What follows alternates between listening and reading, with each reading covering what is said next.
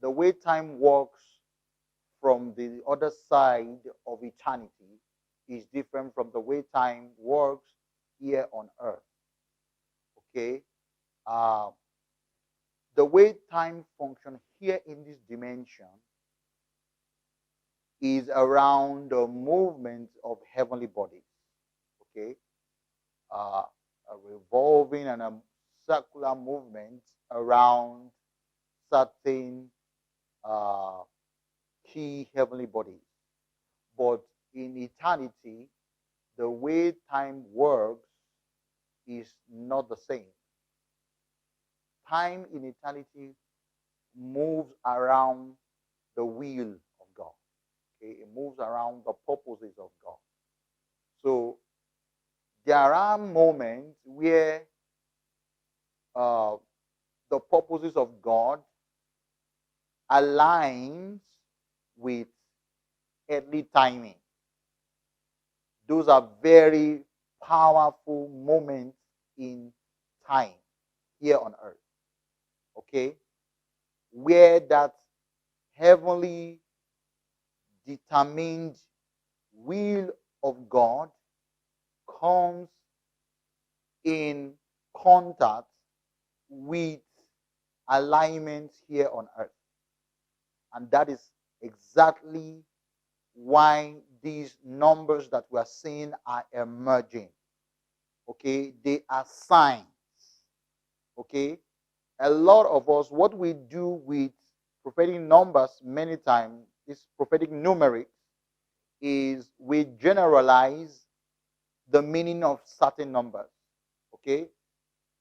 And we can make a very big mistake of misinterpreting what God is saying through these numeric signs, okay, and not pay attention to the Spirit of God. Now, what I am saying is how heaven, okay, collides and connects with seasons on earth. And one of the ways they manifest is in these numerics, is in these alignments that takes place in the constellations, and then you see them play out in dates, and then you can now begin to see patterns, numerical patterns that follows of these things, the arrangements of the heavens. Okay, yes, those numbers are not just appearing for appearance sake; they are actually a sign of certain key elements that determine time.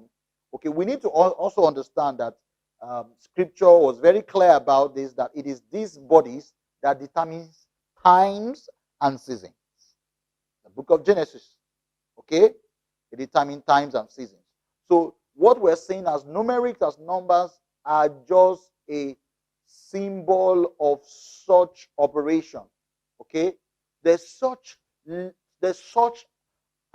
operation of the Spirit that captures this prophetic dimension.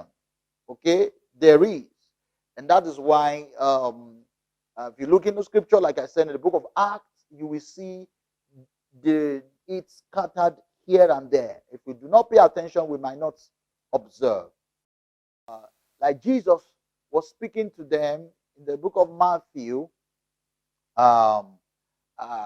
Here, I think it's chapter 13, where he began to talk to the Pharisee and told them, you know how to observe the weather. Okay, you know how to look around you. You can tell the weather is fair. You can tell it's about to rain, but you do not know times and seasons. Times and seasons. And you do not know the sign of the times. Now, the word sign there is the same word that was used in the book of Revelation, exactly the same original Greek word that was used in the book of Revelation, chapter 12, when the scripture said that when John looked, he saw a sign in the heavens.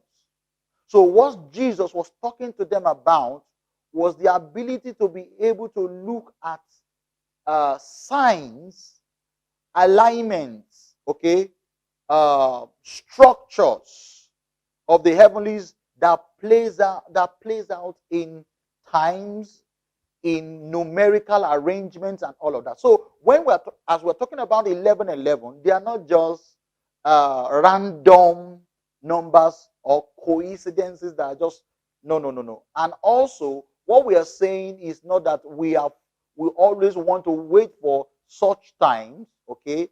Because as God's prophetic people, we do not rely or we do not depend on such signs to walk in the will of God. But there are special moments where the things of the kingdom, the certain dimensions, certain operations of the kingdom are heightened, which has to do with what God has in his heart, okay, which God, carries in his heart.